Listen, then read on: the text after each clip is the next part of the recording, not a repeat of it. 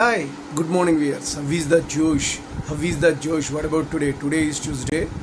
So we are in 128 planning. A few days అయితే 120 లో enter అవుతాం. మార్నింగ్ యోగా ఎక్సర్సైజ్ చేశారా? కాంపిటేటివ్ లెవెల్స్ ప్రిపేర్ అవ్వాలి. They are preparing their exams. So what about today's topic? Be happy. Be happy అంటే ఎప్పుడు కూడా సంతోషంగా ఉండండి. సంతోషంగా ఉండడం వల్ల సంతోషమే సగం బలం అన్నాడు.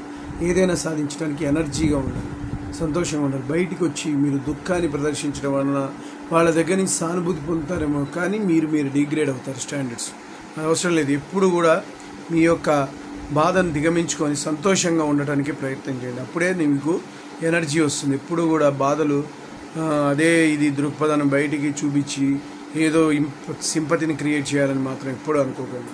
మీలో ఎనర్జీ మీరుంటేనే మిగిలింది. మీరు ఉండాలంటే ఎనీ పాయింట్ ఆఫ్ హ్యాపీ ఉండాలి. వేరే వాళ్ళని కూడా ఇంకా చెప్పాలంటే హ్యాపీ విత్ అదర్స్ని కూడా సంతోషంగా ఉండేటట్టు చేయాలి. అందరూ బాగుండాలి, అందులో నేను ఉండాలని కాన్సెప్ట్తో సోషల్ ఛానల్ ట్రావెల్ అవుతుంది. కాబట్టి మీ అందరూ కూడా సంతోషంగా ఉండాలి. ప్రాజెక్ట్స్ పెట్టుకోవాలి. ఏ వర్క్ చేసినా ఆనందంగా చేయాలి.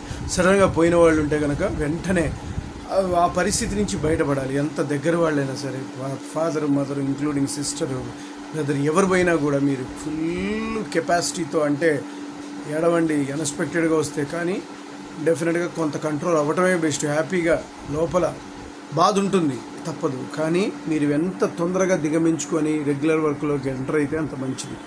సో అలా మీకు సక్సెస్ అనేది వరిస్తుంది. ఎలా అయితే కనుక ఎప్పటికి కూడా అదే గుర్తు తెచ్చుకొని పాస్ట్ గురించి వాడు మీరు కూడా పోతారు. పోయేవాడు అంటే చావబోయేవాడు చచ్చేవాడి గురించి ఆలోచిస్తారని మీరు పోతారు. సో అందరూ జాతస్య హిధ్రువం మృత్యు.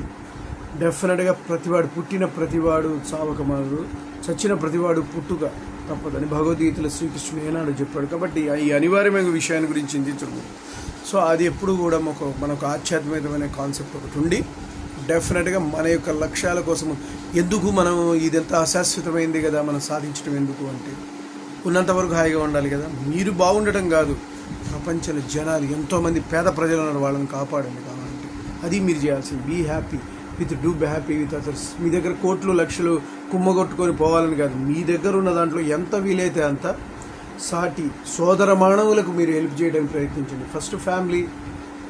ఫస్ట్ మీరు, తర్వాత ఫ్యామిలీ, తర్వాత చుట్టాలు, తర్వాత పగ్గాలు. సో జనరల్ పీపుల్ ఎంతమంది ఉన్నారండి మన పక్కన, అలాంటి వాళ్ళకు మీరు హెల్ప్ చేయండి. డెఫినెట్గా మీకు మంచి స్వర్గము ప్రాప్తిస్తుంది. మీరు అద్భుతమైన ఇది మంచి do good to the others, that is God. అంటే అక్కడే మంచి ఉన్న చోట గాడ్ ఉంటాడు. కాబట్టి మీరు అలా చేయడానికి పిలిచి ఎప్పుడు ఆల్వేస్ బీ హ్యాపీ.